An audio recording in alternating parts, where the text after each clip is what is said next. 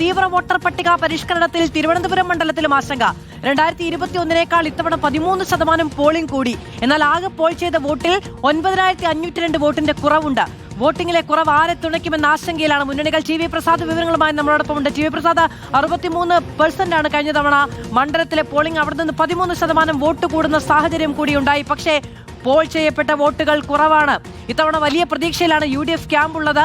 ആ മണ്ഡലം തിരിച്ചുപിടിക്കാൻ കഴിയുമെന്ന് പ്രതീക്ഷ അവർ മുന്നോട്ട് വെക്കുമ്പോൾ ശക്തമായ പോരാട്ടം, നല്ല സ്ഥാനാർത്ഥി അവസാന നിമിഷമാണെങ്കിലും മുന്നോട്ട് വെച്ചു എന്നുള്ളതാണ് LDFന്റെ ആത്മവിശ്വാസം. എങ്ങനെയാണ് ഈ കണക്കുകൂട്ടലുകൾ? മാധു, അതിനൊപ്പം BJP സ്ഥാനാർത്ഥി കരമന ജയന്റെ പ്രകടനം കൂടി എടുത്ത് പറയേണ്ടതുണ്ട്. പ്രത്യേകിച്ച് ആ ബാലറ്റ് കൂടി ആ കരമന ജയൻ അനുകൂലമാകും എന്നുള്ളതാണ്. അതായത് പാർട്ടി ചിഹ്നത്തിൽ മത്സരിക്കുന്ന ഒരേ ഒരു സ്ഥാനാർത്ഥി കരമന ജയനാണ്.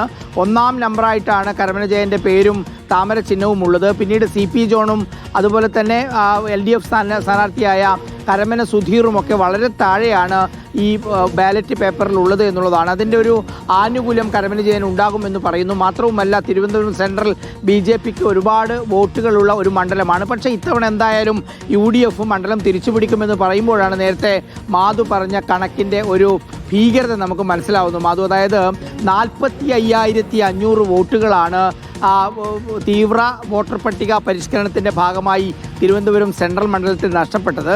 ചുരുക്കത്തിൽ നമുക്ക് ഇങ്ങനെ പറയാം, അതായത് തിരുവനന്തപുരം മണ്ഡലത്തിൽ 62.99 മാത്രമായിരുന്നു കഴിഞ്ഞ തവണത്തെ പോളിംഗ് എങ്കിൽ ഇത്തവണ അത് 74.89 അതായത് ഏകദേശം 13% കൂടി. പക്ഷെ 13% കൂടിയിട്ടും ഇത്തവണ പോൾ ചെയ്ത വോട്ടിൻ്റെ എണ്ണം കഴിഞ്ഞ വർഷത്തെ അപേക്ഷിച്ച് 10,500 വോട്ടുകൾ കുറവാണ് എന്നുള്ളതാണ്. അതായത് പോളിംഗ് ശതമാനം 13% ഉയർന്നിട്ടും 10,000-ലേറെ വോട്ടുകൾ കുറവുള്ള ഒരു മണ്ഡലമാണ് തിരുവനന്തപുരം.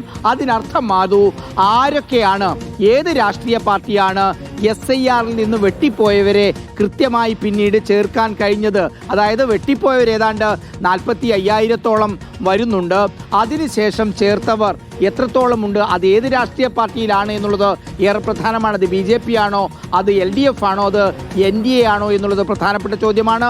അതുകൊണ്ട് തന്നെ പോളിംഗ് ശതമാനം കൂടിയതുകൊണ്ട് ഏതെങ്കിലും ഒരു മുന്നണി വിജയിക്കും എന്ന നിഗമനത്തിലേക്ക് SIRന് ശേഷമുള്ളതായതുകൊണ്ട് എത്താനുള്ള സാധ്യതയില്ല. മറ്റിടങ്ങളിലാണെങ്കിൽ ഒരുപക്ഷെ പാർട്ടികൾക്ക് നല്ല സംഘടനാ സ്വാധീനമുള്ളിടത്ത് ഒരു വോട്ട് പോലും നഷ്ടപ്പെടാതെ അവർ ചേർത്തിട്ടുണ്ടെങ്കിൽ അവർ വിജയിക്കാനുള്ള സാധ്യതയും ഇത്തവണത്തെ തെരഞ്ഞെടുപ്പിലുണ്ട്. ടി വി പ്രസാദാണ് വിവരങ്ങൾ നൽകുന്നത്. നമ്മളിപ്പോൾ മഞ്ചേശ്വരം പരിശോധിച്ചു, വട്ടിയൂർക്കാവ് പരിശോധിച്ചു, തിരുവനന്തപുരം സെൻട്രൽ പരിശോധിച്ചു, മറ്റു മണ്ഡലങ്ങളൊക്കെ നമുക്ക് പോകുന്ന വഴിയിൽ പരിശോധിക്കാം.